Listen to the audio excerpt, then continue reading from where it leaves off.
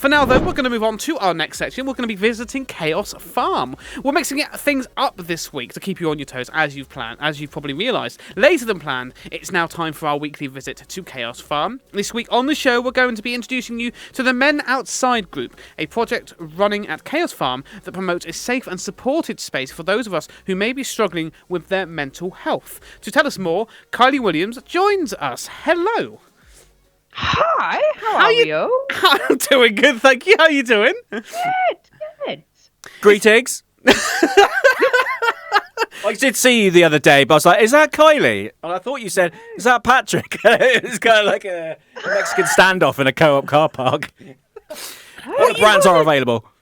I don't think I've been to co-op, so I don't think it was me. Who are you shouting at? It was McCall's. I call it co-op because it was always been like a co-op. I don't know Not what make that any more confusing, Patrick. You know what you're doing in car parks, mate, that's completely up to you and your Saturday. I wasn't the only one in the car park. Kylie, welcome to the show. I'll try and keep things on topic, honest. So, could you remind us of the many different hats that you wear here at Chaos? Okay, yeah, I have a few hats. So, I have my Positive People hat. Boop.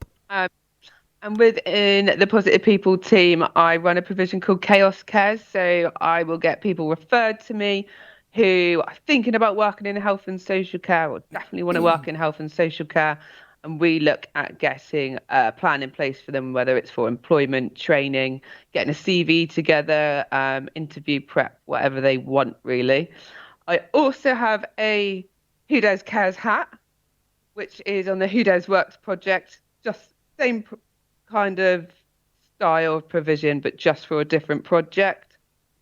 I now have another new hat for a new project. So it's an employment project for 15 to 24-year-olds. And again, for that, I'll be concentrating on the health and social care aspect. What other hat? And I had my Man Outside hat, but I haven't done it for a few months. But that's why I'm here today. I really recommend, if you're a hat company, can we actually make these hats for Kylie, get some pegs in her office, so when people say, oh, what do you do? She'll go like this. Wow, there's this hat, you put it on, and this one, and this one. And she'll have more hats than me. So if you're a hat company... I'm your girl. Come my way. You'd just be there forever and ever, just going... hat. We get to see a lot of great things that happen at Chaos Farm, but we've not really heard about the Men Outside group. Can you explain a bit about how it came about and who is involved? Yes. So if I remember rightly, I think Man Outside has been running now for, it's got to be almost a year, I reckon, or about 10 months.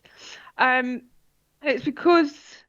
You know, there's a huge gap out there in services, isn't there, for mental health support? Absolutely. And we're really lucky at Chaos Farm. We've got all that space, outdoor venue, and it was about creating a support group that was a little bit different, a bit unique, and specifically for men. So, you know, it's a safe space for guys to come, have a chat.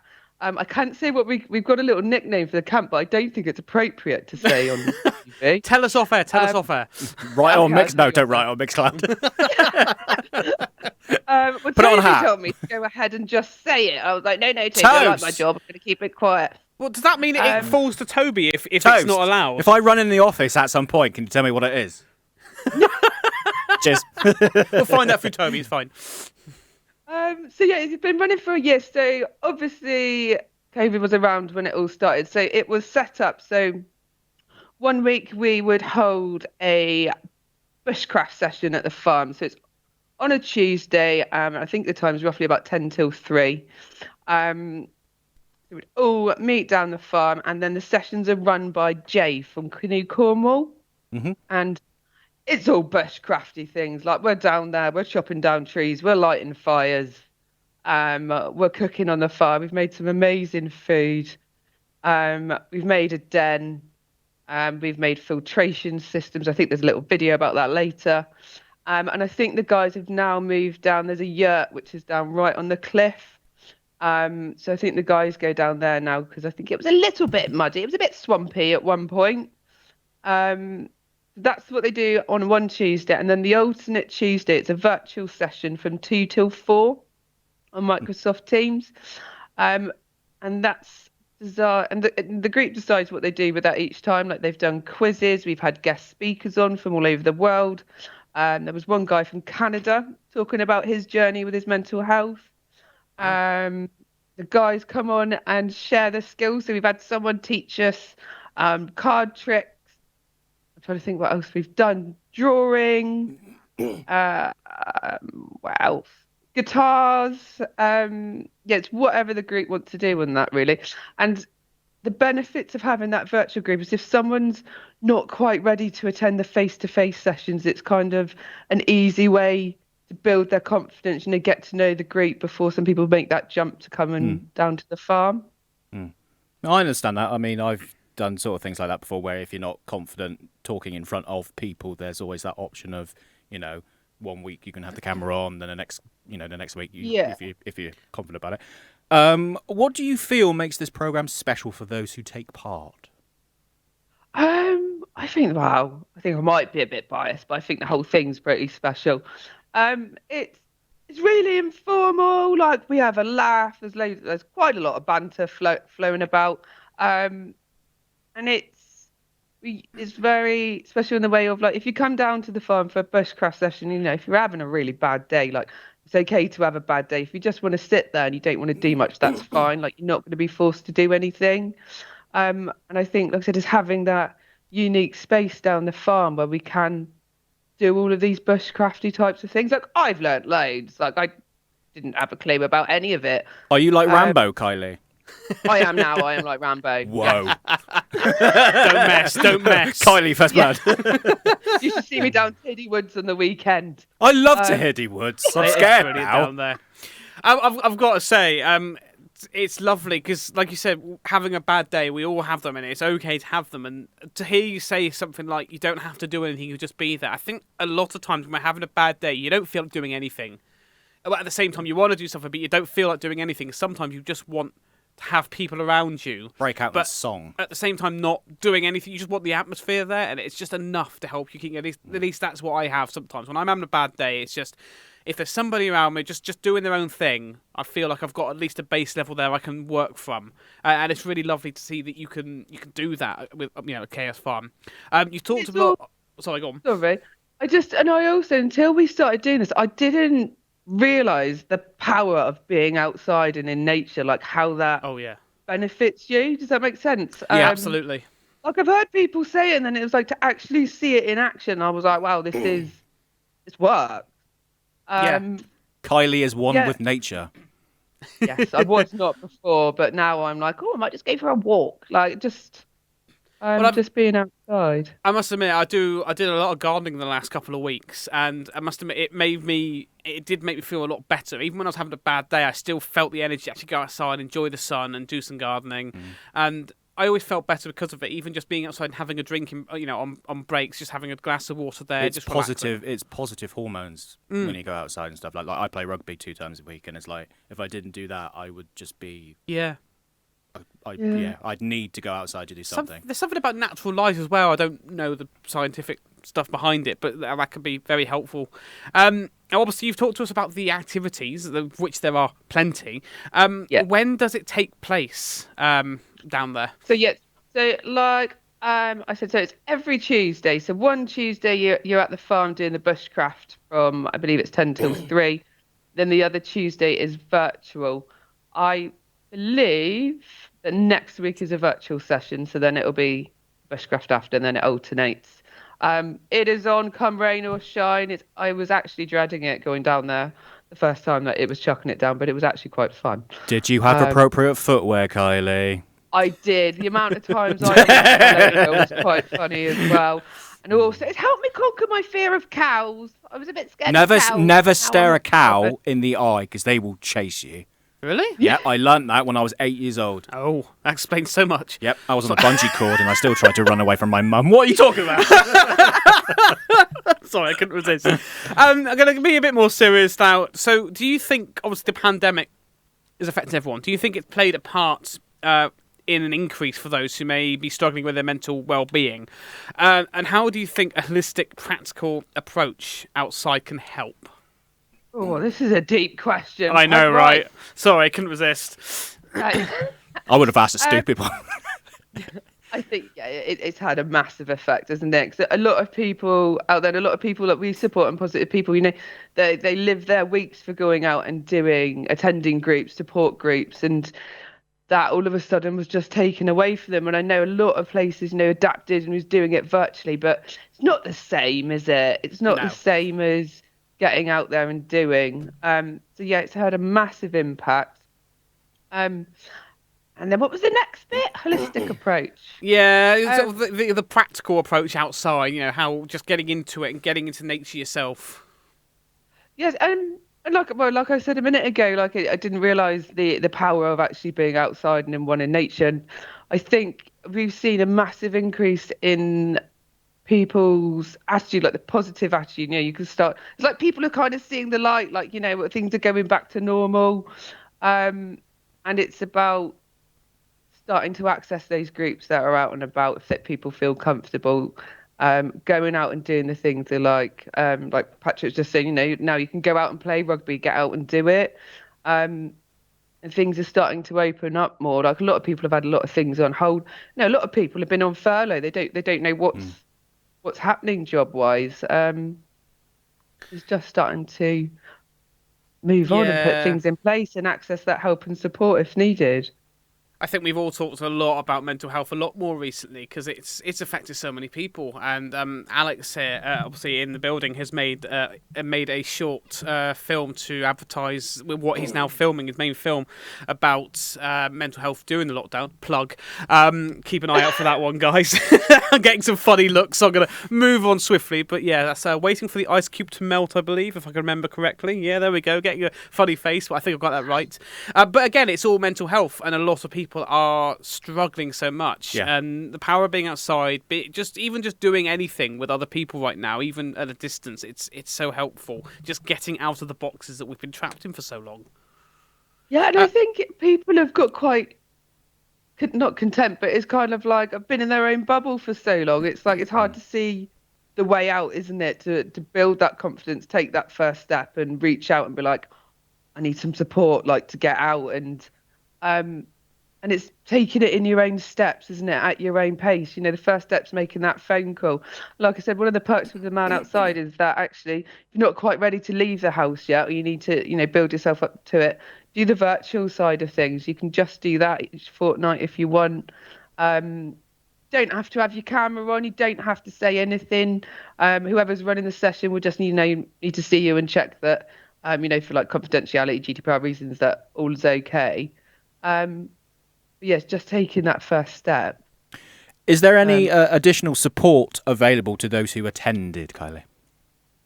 So one thing I don't think I've mentioned, so Man Outside is for absolutely anyone. So whether you're employed, unemployed, you can attend, and it is free. Lovely. For people who are unemployed, and their long-term goal or short-term goal is to get into employment training or wanting support around their employability skills, the Positive People Project can fund people's transport to go. So if you find, you're at home and you're thinking, I don't know what to do next, if you get in contact with the Positive People team on 01872 277 600 and press option 3 and have a chat, because it might be, first thing you need to do is you need to look at your mental health. What support can we get in place? Because Positive People can fund lots of different things to be able to support you with that, so that you are then able to move on to the next step, whether that's employment training or whatever you want it to be. So that there is support around that. And obviously at the farm, there's lots of other opportunities as well, that people can get engaged with, just to tackle that isolation. Fantastic. Thank you very much, Kylie. I think we're actually now going to have a look at a video from Chaos Farm. So I'm going to say thank you and goodbye to you now. I've got to ask you before you go, though, because of how the different lighting in here and compared to the room outside, is it you that I keep seeing madly waving through the glass while we're on air? I thought thought it was. Every time I'm like, there's somebody What? while we Who are you expecting it to be? Of course, it's I Kylie. can't tell. It's just, to me, and my short-sightedness, it's just silhouettes. I'm sure that's Kylie madly waving. I can't wave back. I'm live on air. But I'm like, yeah. Why not? You could wave at people. Let's wave at the screen right now. Oh, I don't know which camera, but we're waving at you, Kylie. We're waving at you. Thank you very much, Kylie. I'll see you in another car park soon. Easy now. We'll see you again soon, guys. Let's go to the video quick.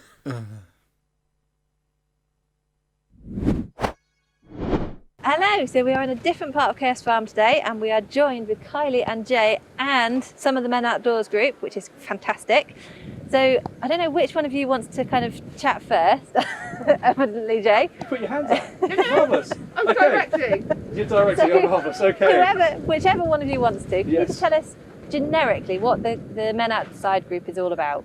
Well, Men Outside, we have worked out really is about just guys sitting down, chatting shit, drinking tea, and learning how to do outdoor craft and relaxing. And that's where we've got to at the moment, I think. Yeah. Do you want me to do another take, or is that okay? Is that the honest bit? Yeah. I think that's good, that's yeah. honest. Because I don't think we do it enough. I think, Yeah. especially at the moment, we're all sort of wrapped up and away from each other, and just being able to come out and sit down, enjoy the environment, and share some laughs, learn a few skills from each other, and just enjoy some fresh air is invaluable. It is. And just like you say, in the current environment that actually everybody is locked away usually, this group is an exception for various different reasons, isn't it? Yes. And you know, for us, I was just saying, we feel quite grateful to be able to work on this project because, you know, it enables us to come out and enjoy the environment and enjoy Yeah. their company as well. So really It good. does. And you will see in a little while there's some fantastic things going on behind us with the river and kind of filters and all sorts.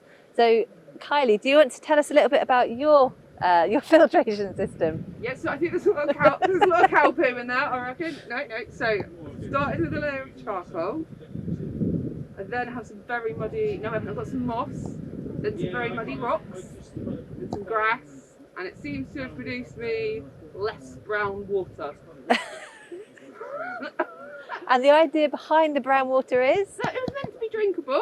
Oh, we're on the way of being drinkable. We're on the way. So I'm going to refer to the expert here. So the idea, so what we've is the got- idea? Okay, so the idea is that we just today we're just covering water as a topic when it comes to survival situations. We've been talking about where water fits in, how important it is, but also where we can obtain water from. We've talked all around, pretty much around the world, in different forms where we can gather water or think about gathering water for a survival situation.